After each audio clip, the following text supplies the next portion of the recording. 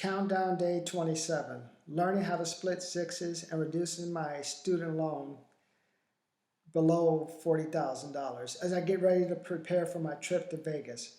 As you know, my student loan was at a high of over $94,000 in the year 2016, but I was able to reduce that to under $40,000 as of now. Now I'm preparing for a trip to Vegas where I'm going to take $1,000 and I'm going to see if I can turn that $1,000 into $547 1 month of a student loan campaign.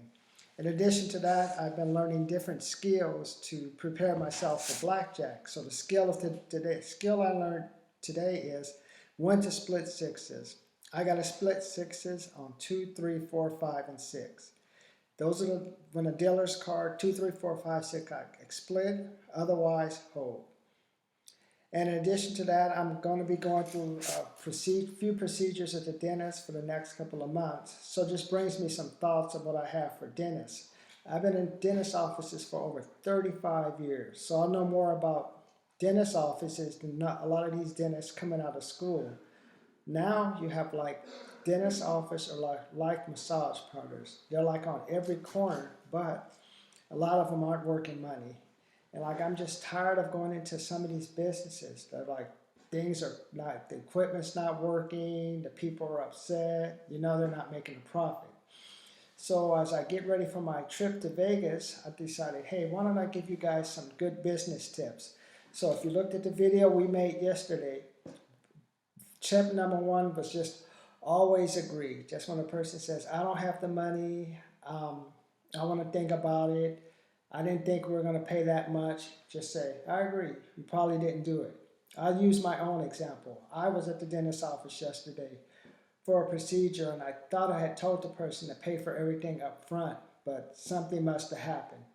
So I was standing at the front counter and she said, okay, you have to pay $400. And I have also been giving them our training material, so they knew how to sell me. So I asked, okay, I'm thinking, I thought she already paid it. She said, nope. Can you give me the $400? So she agreed, and then she asked for the money again. That's my situation. Then I said, okay, let me see. Oh, are you sure I paid $479 last time, and that didn't cover it? Then she showed me the screen. Nope. And then all she says, I need you to pay. And then I paid. And it only took her twice, but this on my situation. All she did was agree. She didn't whine. She didn't beg. Didn't do all kind of crazy stuff that you see people do. Even if the customer hollers, doesn't really matter. All your goal is, as the office manager or the dental person, is to get the money. All I'm talking about today is getting money. We'll talk about setting appointments later. I'm going to show you, follow what I'm saying, and at the end, go back and look at it and try to take the gist of what I'm trying to say. She was able to get $400 in under 5 minutes. That's it.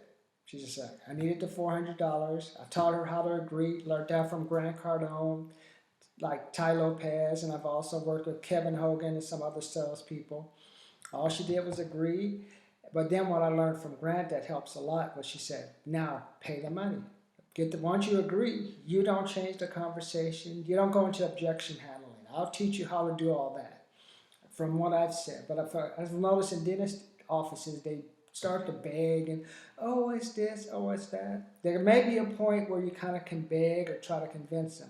But let me know, it's not in the first 2 to 3 tries. All you should do for the first try, hey, I need you to pay the money. That's what it's going to cost to get the procedure. And then if a person says, oh, and they start hemming and hawing, then you can just say, I agree. A lot of patients say that. When do you want to pay? Visa, MasterCard, American Express. See if they're going to pay.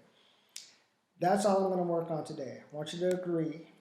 And after you agree, I want you to go back to ask for the money. Just think, if she could just do that, like for 10 to 15 patients a month, getting an extra $400, that's $600 into the practice. In addition, that doesn't count the follow-up list that they get from how you bring the patients in for like the free cleaning. So you have a follow-up. If you know how to use the follow-up, you have your follow-up database, and you also have the patients who already have the money that are willing to pay the money, but you're going to have to just push them over the finish line. Because let me tell you, nobody wants to come and go to another dentist office. Anyone who says they want to go to another dentist office they're lying. Why would you go to another dentist office, get x-rays, get a needle, go through all this, and then go through all this to try to save $10? All you can say, no. All you're going to do is, like when they start complaining that first time, agree, go for the close. Agree and say, okay, that's great. When can we get you set up? Boom. You can decide, okay, once you get them set up, you can say, hey, the procedure is going to cost this much. Just tell them the price up front. I believe you'll at least get 15%, you at least get 50% of the money. If they do any type of excuse making, saying, oh, I want to shop around, you say, I agree, you could shop around. But in the end, why are you going to do it? You're going to do it sooner or later. Why are you going to waste your time shopping around when you know the procedure has to get done? Come on, let's do this. When do you want me to schedule you? Today or tomorrow?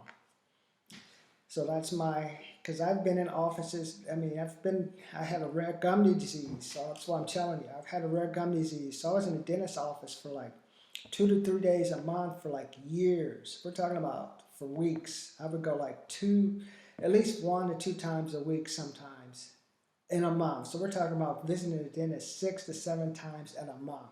So you can imagine how many doctor's office I've been to, what I've seen when people like complain about not paying, looking at the records they have for how they follow up, listen to them. I didn't just sit down and just listen to people. I'm like 17 years old, 16-year-old, just listening to people. I don't have the money. I want to think about it. Let me think about some good ones. I don't have the money. I want to think about it.